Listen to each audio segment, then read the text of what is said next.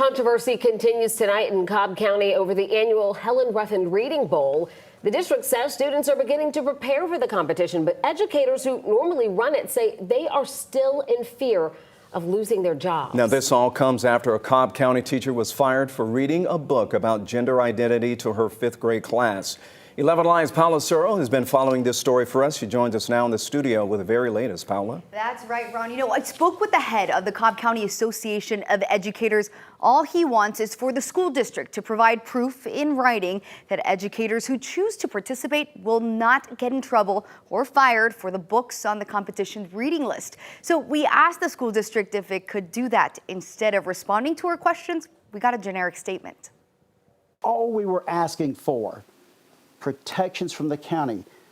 Have somebody vet these books. That's what President of the Cobb County Association of Educators, Jeff Hubbard, asked members of the school district back in August 7th. He sent this email talking about his concern for educators who wish to volunteer for the Cobb County Helen Ruffin Reading Bowl. I am concerned that teachers could possibly get into trouble due to some of the content within several books.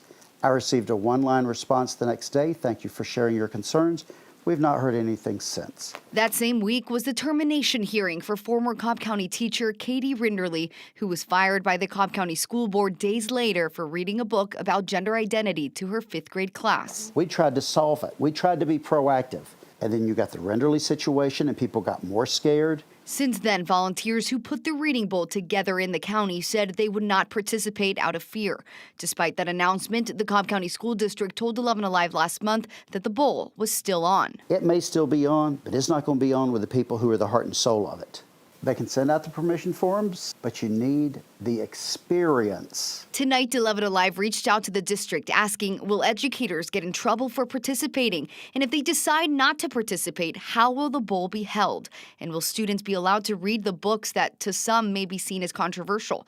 No questions were answered. Instead, a spokesperson sent us this statement saying that students across the county are preparing for the bowl. We're talking hundreds of volunteer hours per year. And the people just do not feel comfortable with it. They love teaching children to love to read, but they needed assurances. We tried to provide assurances, and we got nothing. Now, just for background, the books selected for the bowl each year are chosen from an annual Children's Book Award ceremony held by the University of Georgia. Hubbard says there are two books in the list this year that educators are most worried about.